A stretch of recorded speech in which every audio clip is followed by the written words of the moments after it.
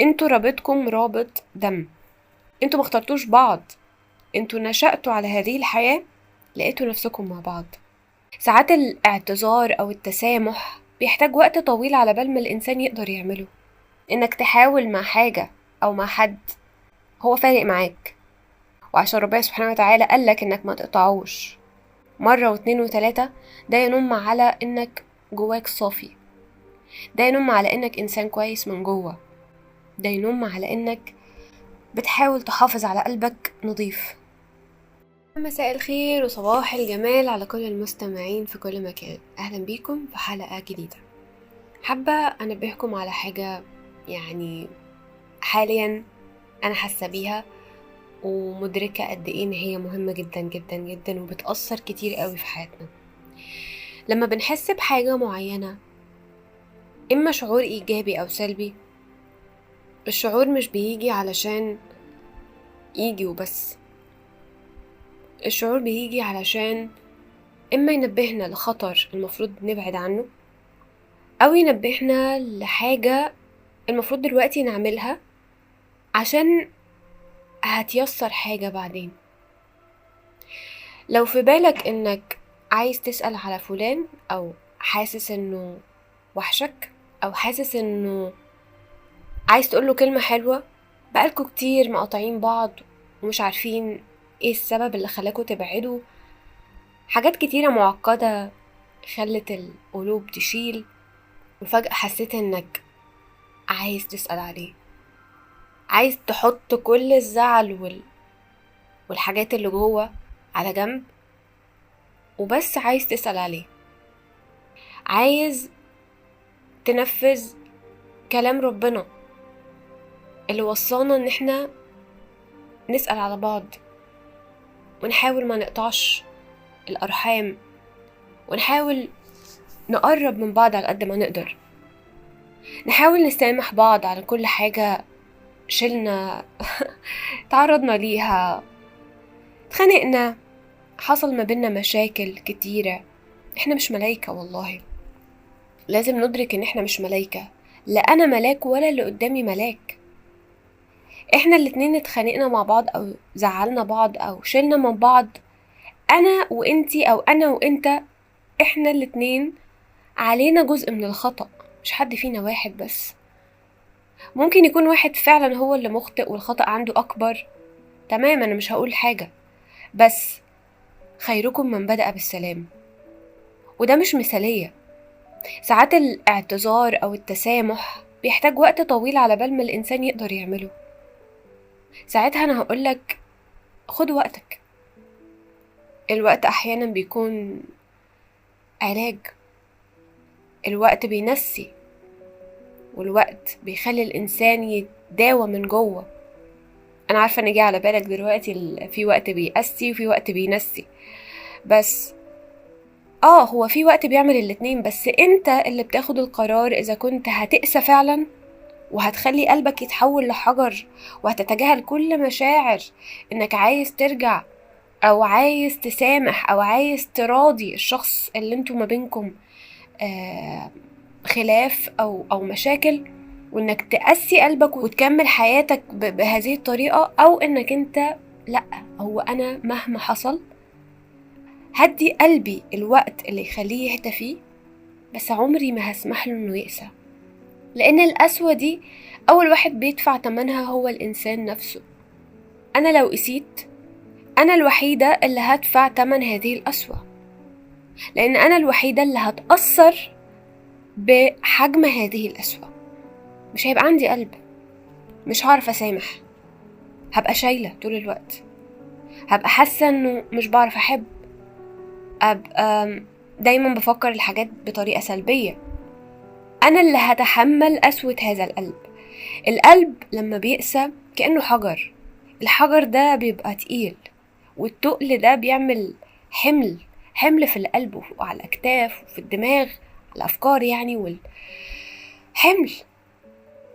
عشان كده دايما ربنا سبحانه وتعالى بيوصينا ان احنا نتسامح، والنبي صلى الله عليه وسلم دايما بيوصينا ان احنا نتسامح، وان احنا نحاول نعدي، ونحاول ان احنا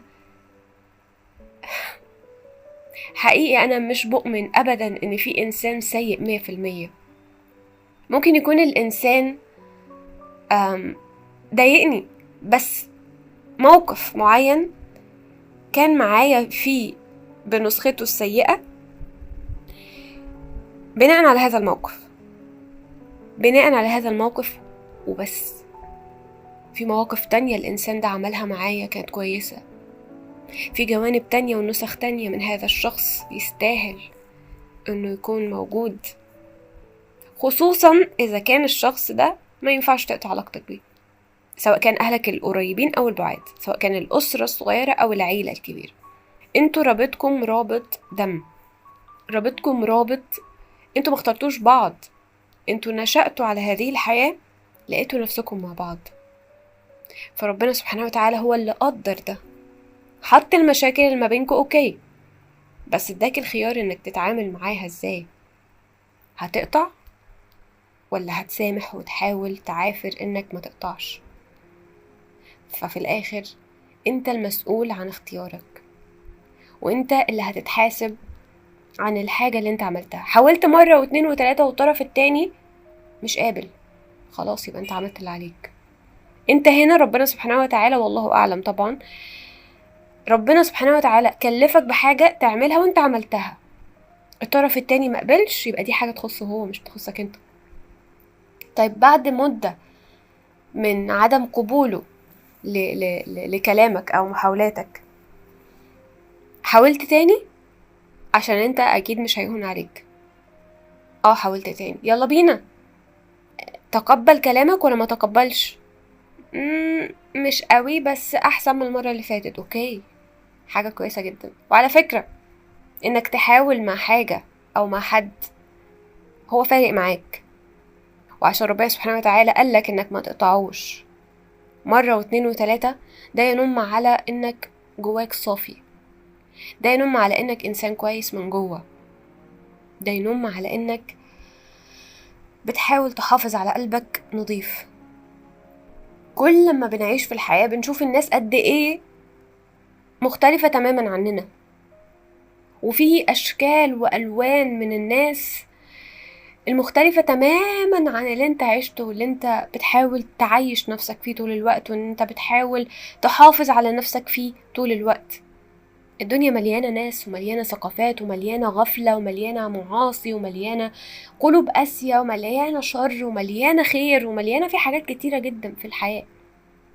فانت لما تشوف الناس القاسية دي او الناس اللي ما بتعرفش تسامح او الناس اللي ضربها طناش، بتستغرب وتحمد ربنا على اللي انت فيه.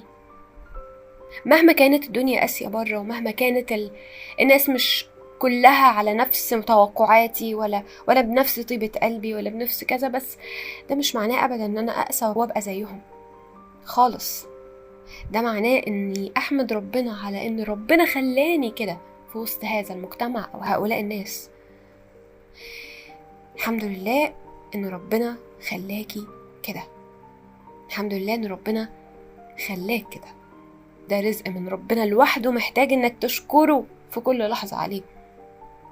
فالعالم بقى قاسي اكيد، الشر اكتر اوكي، بس الخير موجود. ولو انا استسلمت لان الشر اكتر واحبطت وبقيت زيه، يا على الدنيا السلام، يبقى انا كده منجحتش في اختباري.